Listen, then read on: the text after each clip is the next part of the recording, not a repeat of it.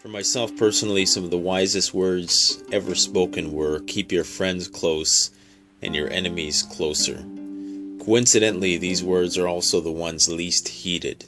Whether in a without rule of law situation or life in general, keeping a cool head is going to mean the difference between failure and success, between just barely surviving and thriving, between the meek and the strong. A true warrior will have control over his emotions, right to the very bitter end, because it's in that state of mind where one is most focused. Don't get angry, get even.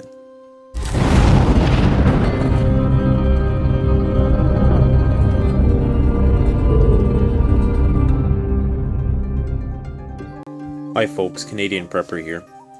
Today I want to discuss something that I believe to be of utmost importance, not only in a disaster situation or at worst a post-collapse environment situation, but just in life in general.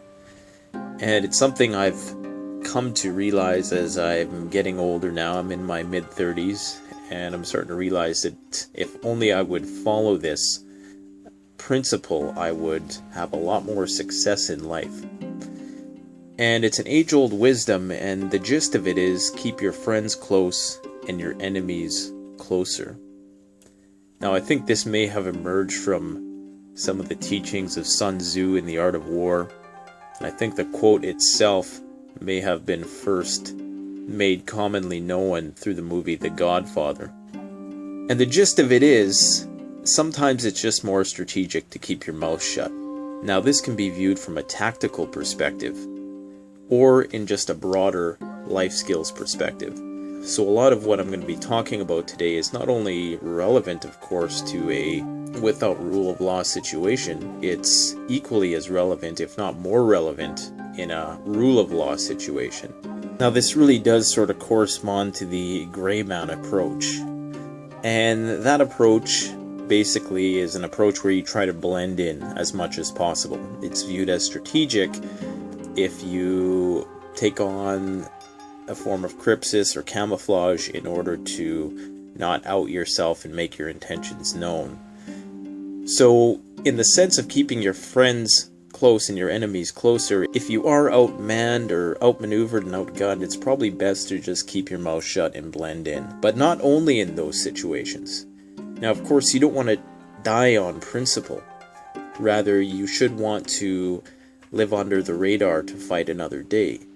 Now, of course, this is dependent on whether or not it's a without rule of situation. You may want to sacrifice yourself. You know, that's what they call martyrdom. I don't encourage anything which, of course, goes against the current existing rule of law. But, of course, that is something people do, and it doesn't always take the form of total self-sacrifice. Sometimes it's just sitting in the front of the bus because your feet hurt, Rosa Parks style.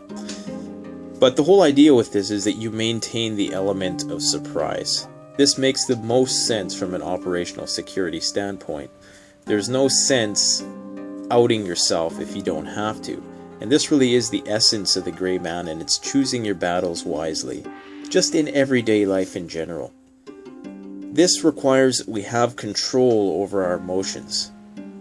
Sometimes our emotions get the best of us. In the heat of the moment, if we're frustrated and irritated and we're trying to get somewhere and somebody's in front of us, chances are we're going to honk our horn, we're going to get aggressive, and we're going to, swerve around that person and possibly instigate a fight. This, of course, is having our logical faculties overridden by our desire to vent. And it's not strategic at all. It takes a lot more discipline to respond as opposed to react. People need to pause and ask themselves that, what is going to be gained in me doing this? What do I really have to benefit by discharging my criticism of someone? Is there something that I gain and that others gain? I'm assuming that in some instances there's the belief that we're looking out for the betterment of others in doing that.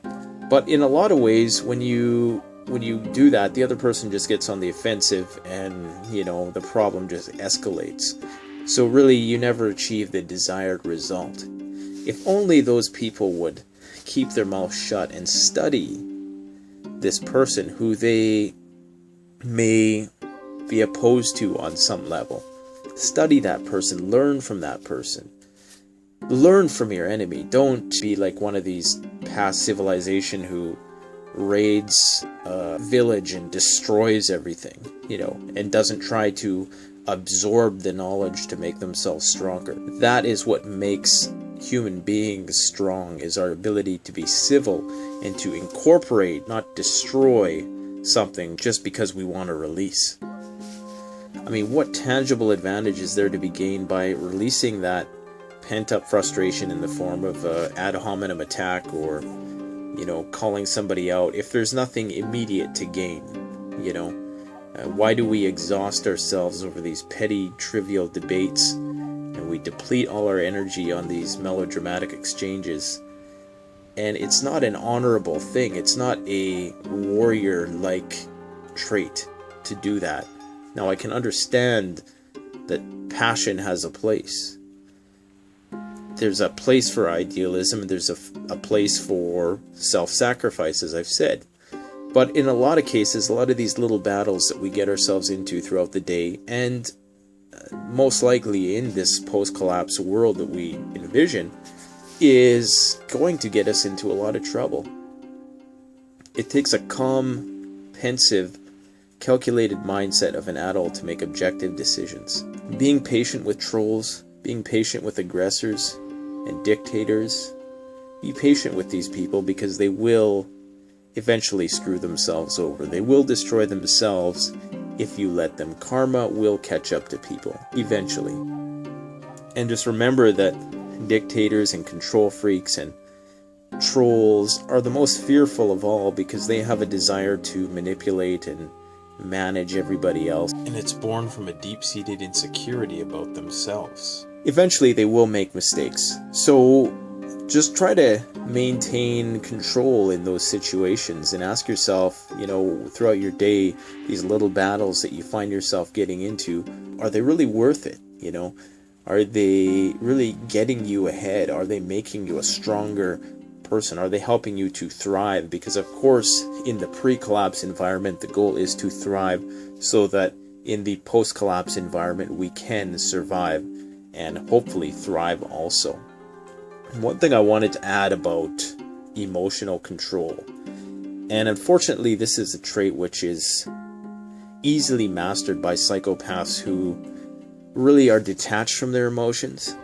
So they're really good at this because they might not feel the need to discharge that pent-up frustration right away. They have the ability to save it and perhaps, enact it in some other more grandiose way at a later point in time.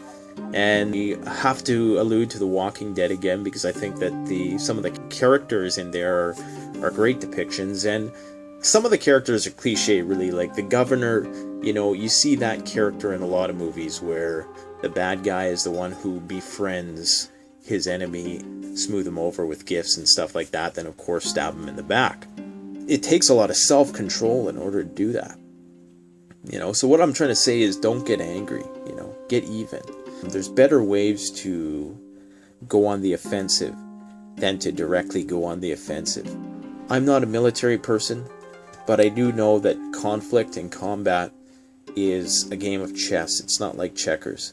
And people who run headstrong into battle with no game plan and just wanting to draw blood are playing the game like it's checkers, and they may run on for a short time, but sooner or later, as Johnny Cash would say, God's gonna cut them down. So I hope that this video has been useful to you, and by all means share your thoughts on the matter below. I always look forward to reading them.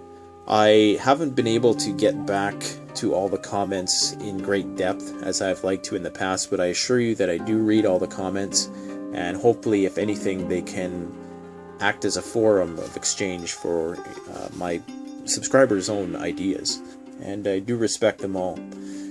So I have a feeling I'm going to be doing more videos like this, interspersed of course between some pretty kick-ass gear reviews that I have coming up, and some other adventure type stuff that I'm going to be embarking on in the near future here. Just stay vigilant, you know, don't get too overwhelmed by all the hype, but at the same time, always have a plan, always be prepared. The strong survive and the prepared thrive. Thanks for watching Canadian Prepper out. Check out the Canadian Prepper Network blog, an excellent resource for Canadian survivalists and preppers.